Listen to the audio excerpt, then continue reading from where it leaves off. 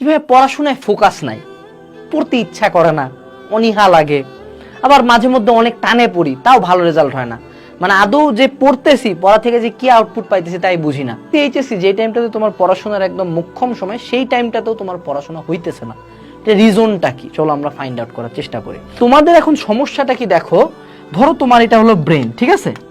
এই ব্রেনের মধ্যে তুমি যত পরিমাণে শীট ঢুকাবা, যত পরিমাণে চিন্তা, কাজ, কর্ম, হ্যান ত্যান প্যান, ধরো সে এখানে তোমার একটা অনলাইন কোর্স ঢুকাইছো, একটা ব্যাচ ঢুকাইছো, একখান টিচার ঢুকাইছো, গল্পের বই ঢুকাইছো, ডিবেট ঢুকাইছো, অলিম্পিয়াড ঢুকাইছো, 2টা টক্সিক গার্লফ্রেন্ড ঢুকাইছো, তারপরে ফ্যামিলি প্রবলেম ঢুকাইছো, তারপর তোমার টাকা নাই, তোমার ফিনান্সিয়াল প্রবলেম, তারপর তুমি তোমার চেহারা নিয়ে হীনমন্যতায় ভুগতেছো, তারপর তুমি জিমে যাইতে চাইতেছো কিন্তু জিমে যাইতে পারতেছো না, এরকম। তারপরে অনলাইনে এক কন্ট্রোভার্সি, আরেকবার এই ভাইয়ার সাথে আরেক ভাইয়ার পোকা মারামারি, এই নিয়ে কাহিনী কি হইলো,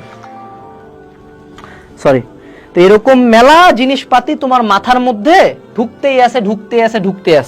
তো এট দিস পয়েন্ট তুমি চিন্তা করো, তো একটা ব্রেনের মধ্যে যদি এতগুলা শীট তুমি ঢুকায় দাও, যেখানের মধ্যে পড়াশোনা, যে আমার সেলফ স্টাডি, নিজে যে পড়তাম, নিজে যে আমি ধরো সে বুয়েটে চান্স পাইতে চাই, এগুলার কিন্তু খুব কম জায়গা, বুঝছো?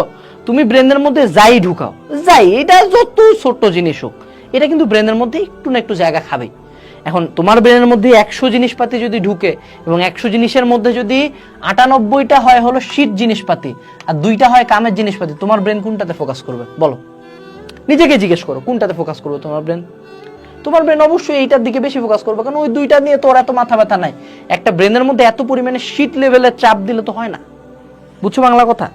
তো তোমাদের ইস্যুটা কোন জায়গায় দেখো, তোমাদের ইস্যু হলো তোমরা এসএসসি এইচএসসি লাইফে সব করবা, মানে তোমরা হলো বিশাল বড়, মানে আরে মুই কি হুনুরে, হ্যাঁ সব পারবো, আমি ভালো স্টুডেন্ট হব, ডিবেট হব, ক্যাপ্টেন হব, এই করব ওই করব, খেলে বেড়াবো, অনলাইনে আসে 14 ঘন্টা ফেসবুক চালাবো, রিলস দেখবো, এই ভাইয়ার পোস্টে কমন, ওই ভাইয়া কেন ব্যাক আসলো, এই ভাইয়ার সাথে ওই ভাইয়ার কাহিনী, আমার আবার গার্লফ্রেন্ড নিয়ে কাহিনী, এই নিয়ে গ্রুপের মধ্যে কাহিনী, অনলাইনে বিভিন্ন ভিডিও দেখতেছি, আবার গেম খেলি, আবার জিমে যায়, আবার বাইরেও খেলতে যায়, আবার জীবন নিয়ে হতাশা, আবার ফ্যামিলি প্রবলেম, এত কিছু ব্রেনে ধরে, এত কিছু ধরলে পড়বি কখন বেটা?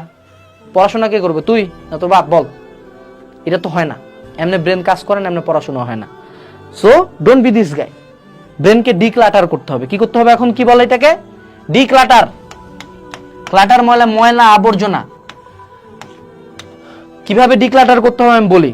আজকে ভিডিও শেষ করে বসবা, খাতা কলম নিয়ে লিখবা যে তোমার লাইফে কি কি প্রবলেম, সুন্দর মতো আগে বসে খাতা কলম নিয়ে লিখবা যে জীবন থেকে এখন কি কি বাদ দেওয়া যায়।